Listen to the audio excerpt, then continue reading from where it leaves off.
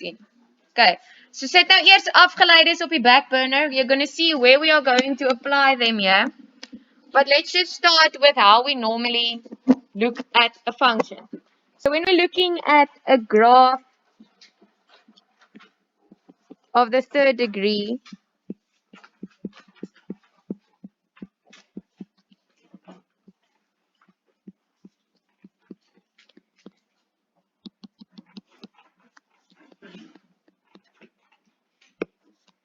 dan is daai sy standaardvorm. En die karaktereienskap wat maak dat hy 'n derde graadse funksie is daai x tot die mag 3. Onthou die ander grafieke wat ons gedoen het, dan sê ons mos as jy sê nou maar het y is gelyk aan 3x² plus 4, hoe weet ons onmiddellik daai is 'n parabool? It has a x squared. If we have y is equal to 2 times a half to the power of x, what type of graph is that? It's exponential. How do we know that? We can immediately see that it has a variable in the exponent. Okay, so wanneer ons besig is met derde graadse funksies, is daai tot die mag 3 die eienskap wat vir my sê dit is 'n derde graadse funksie. Okay, nou julle sal sien hulle het vir julle so half 'n gaatjie gelos om goed in te vul by step 1. So for the first step, we look at the shape of the graph. Dis soort van soos wat ons gedoen het met parabole toe ons begin het daarmee way back when, wat ons gesê het as dit gelyk is a is gelyk aan ax² plus bx plus c, daai is mos 'n parabool. Then we said if a is bigger than 0, it looks like this, and if a is smaller than 0, it looks like this. Nee? Okay, selfde ding, ons gaan hom nou net hier doen. If a, in other words, very important, the coefficient of the x to the power of 3, die koëffisiënt van x tot die mag 3, as hy groter is as 0, in julle nota staan daar so plus hier met 'n kringetjie op, then it looks like this. It's ascending, then it turns, then it's descending, then it turns, and then it's ascending again. Sien julle, hy neem toe, dan draai hy, dan neem hy af, dan draai hy, dan neem hy weer toe.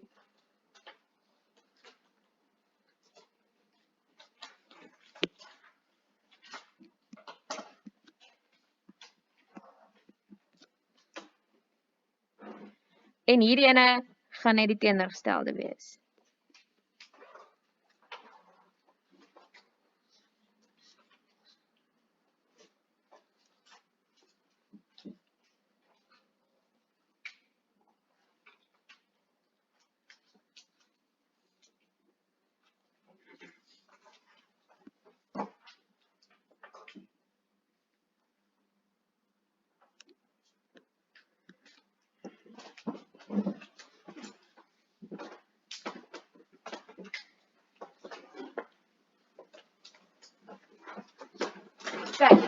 Goed, die tweede ding wat hulle daar vir julle sê is ons vind die y-afsnit. So nothing's changed. How do you find the y-intercept of a graph?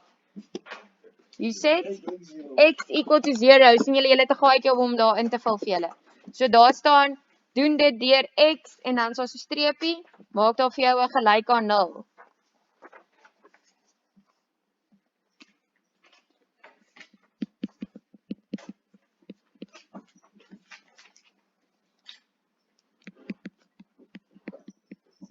Kyk, en as ons nou gaan kyk na hierdie ene, sien julle dat as ek x gaan gelykstel aan 0, dan val daai 3 terme weg. Nee?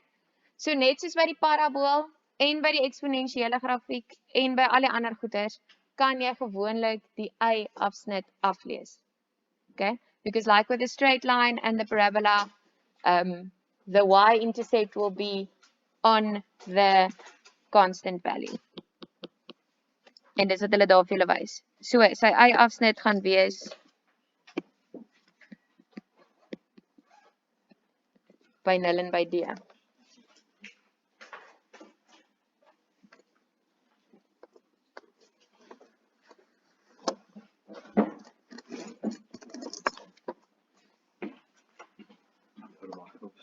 Ja.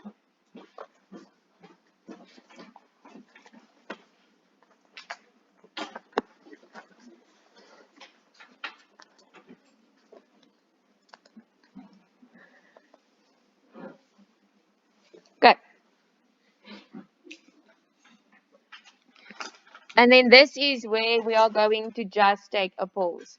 When we are doing the x-intercepts, what do? You set y equal to 0. But now we need to just jump away from this.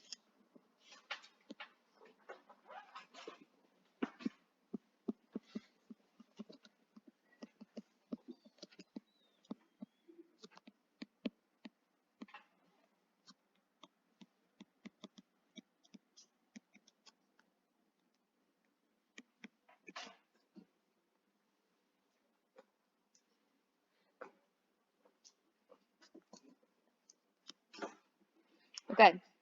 Ja, ek sal nou net maar by julle hoor wat se bladsy dit in julle boeke is. Okay. So for today, we are going to spend some time on factorizing something that has a x to the power of 3. So van hulle kan julle al factoriseer. Ek gaan nou vir julle wys wat soos julle al kan factoriseer. But if it has 4 terms, there's a new method that we have to learn. So you guys are fine with factorizing quadratic trinomials, but this is a cubic polynomial, so it has 4 terms, 3 or 4 terms. Okay. Goed. Eerste voorbeeld, kom ons maak hom lekker maklik.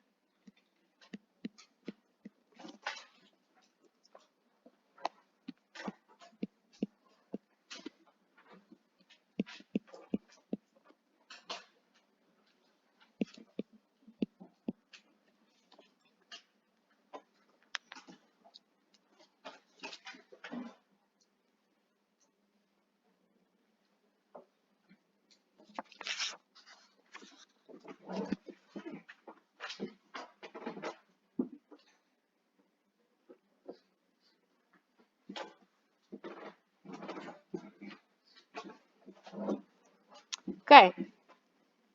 Julle kan hierdie een al factoriseer. Yes, you can. What can you do? Yes.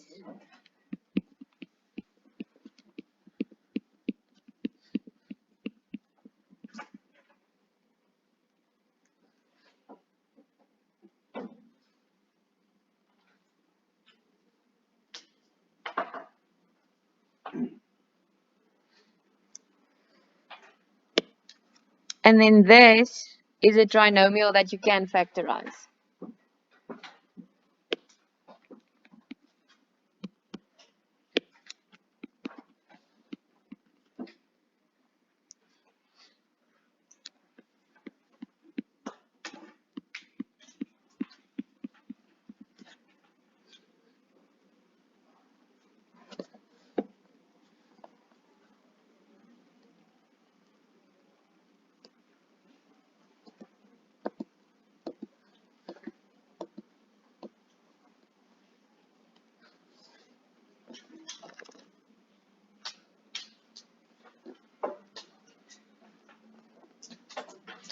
Okay.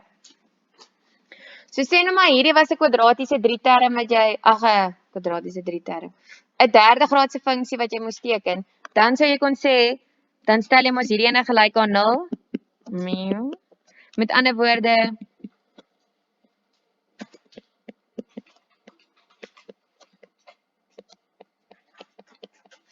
daai is sy 3 afsnitte.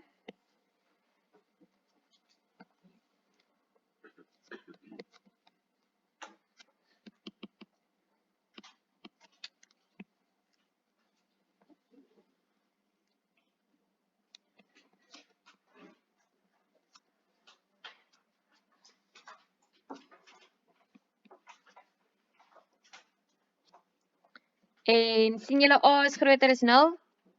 Do you guys see? A is die ene voor die x tot die mag 3. So hy gaan so.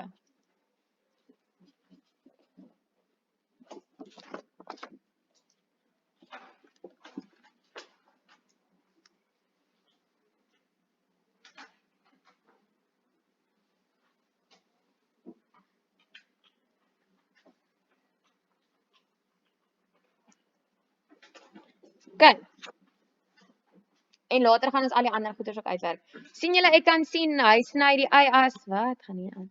Hy sny die y-as by 0, because this one has it doesn't have a d value there. So in other words, it has to intercept the y-axis at 0. En as hy die x-as by 0 sny, dan moet hy obviously die y-as ook daar sny. Okay, but we're building towards that. So you do get ones where you can just jump straight in and factorize out the x. But let's say we have something like this.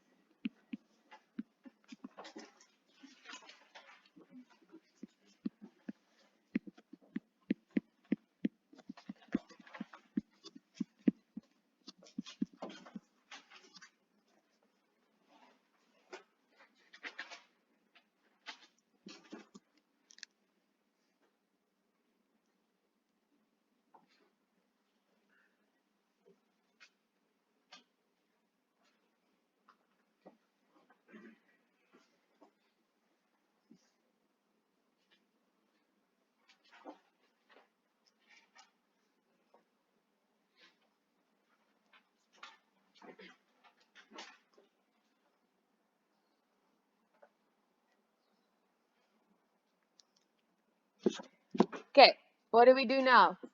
Panic! Do you guys see that we cannot take out a common factor of x? En julle het nog nooit gedoen soos die triek om 'n 3-term te faktoriseer nie.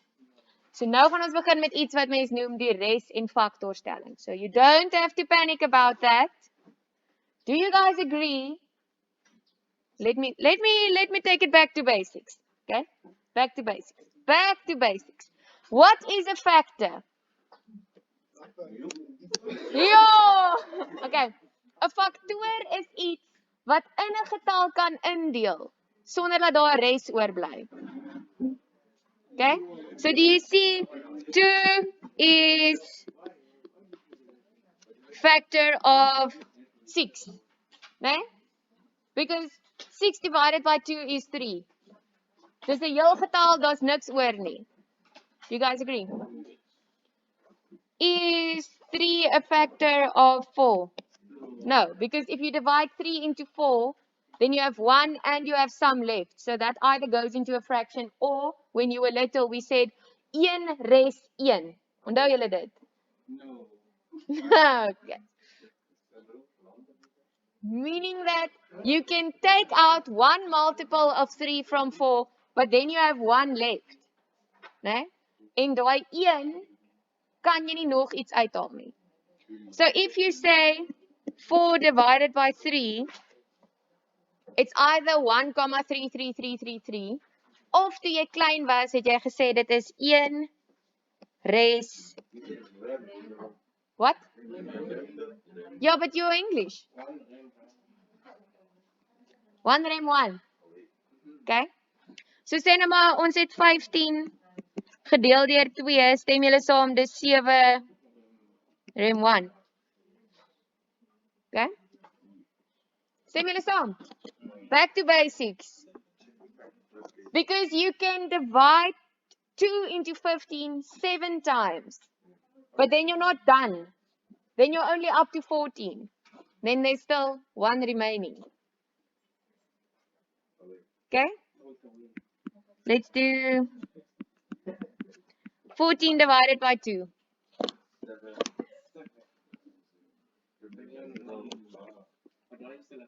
You don't have to. But do you guys see that? That means 2 is a factor of 14. Whenever we end up with a remainder of 0, it means that that is a factor of the number. Met ander woorde, as ek ooit opeindig met 'n res van 0, dan beteken dit die getal wat ek ingedeel het, moet 'n faktor wees van daai ene. Is 2 'n faktor van 12? Ja, want as ons sê 12 gedeel deur 2, dan kry ek 6 en daar's niks anders oor nie. Do you guys agree? Is 3 'n factor van 17? No, because when I do that, then I'm left with 5 rem 2. So the